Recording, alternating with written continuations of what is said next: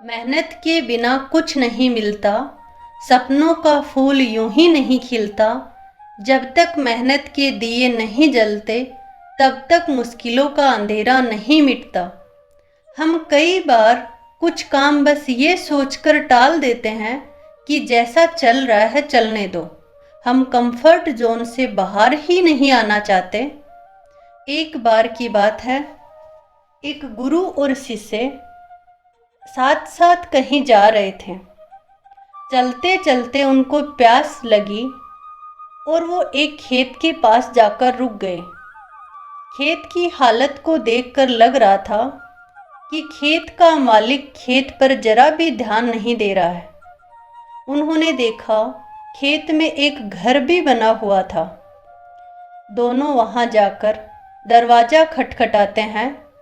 घर में से एक आदमी अपनी पत्नी और बच्चों के साथ बाहर आते हैं।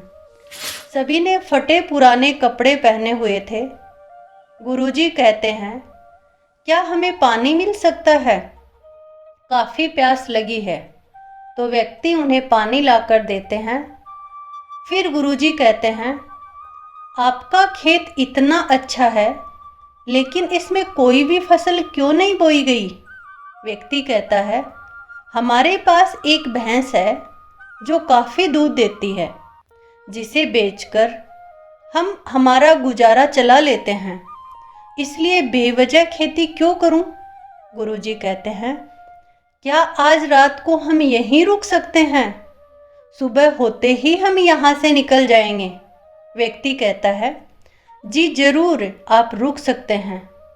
आधी रात होते ही गुरुजी अपने शिष्य से कहते हैं, उठो, हमें अभी यहाँ से निकलना होगा।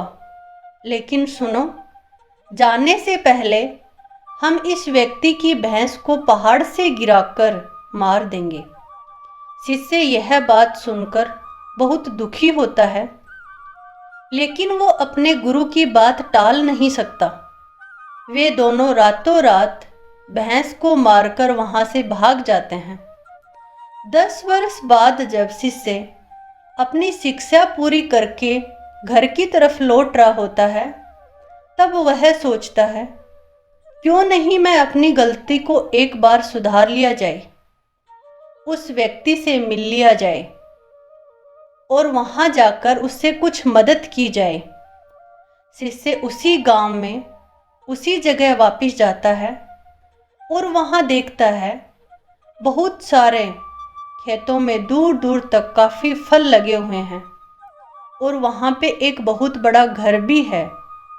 शिष्य को लगता है शायद वो आदमी यहाँ से सब बेच के चला गया।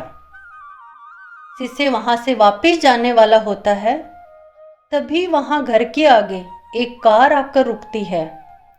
कार में से वही व्यक्ति बाहर निकलता है जो उस दिन उनको मिला था। शिष्य उनके पास जाकर कहता है, मुझे आपसे कुछ बात करनी है। आपने मुझे पहचाना? मैं 10 साल पहले आपसे मिला था। व्यक्ति कहता है, भला मैं उस दिन को कैसे भूल सकता हूँ? शिष्य कहता है, आप बहुत गरीब थे ना, आखिरकार आप इतने अमीर कैसे बन गए? इस पर व्यक्ति कहता है, क्या बताऊँ आपको, आपके जाने के बाद मेरी भैंस की मौत हो गई थी। मैं कुछ दिन काफ़ी दुखी रहा, लेकिन जीवन जीने के लिए कुछ तो करना ही था। मैं लकड़ियाँ काट कर बेचने लगा, जिससे कुछ पैसा आया, उससे मैंने खेत की बुआई कर दी। फिर उससे जो पैसे आए, उनसे मैंने सभी जगह को खरीद लिया और फलों की बुआई कर दी, और आज से मैं आसपास के इलाके का सबसे बड़ा फलों का व्यापारी हूँ। तो बस मैं लाखों रुपए कमाता हूँ। अगर उस दिन मेरी भैंस नहीं मरी होती, तो मैं आज इतना सफल व्यक्ति नहीं होता। जब ही तो कहते हैं, गुरु और समंदर दोनों की गहराई एक है, पर दोनों में एक फर्क है। समंदर की गहराई में इंसान डूब जाता है और गुरु की गहराई में इंसान तर जाता है। दोस्तों, जीवन में हर परेशानी एक बड़ा मौका लेकर आती है। अगर अभी जीवन में परेशानी आई है तो यकीन मानो वह बड़ी सफलता लेकर आई है। बुरे वक्त में आप हिम्मत मत हारना, आने वाला समय आपके लिए बेहद सफल होने वाला है। दोस्तों, कहानी कैसी लगी?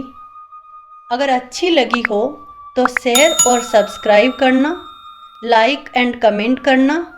फिर मिलेंगे एक नई कहानी के साथ।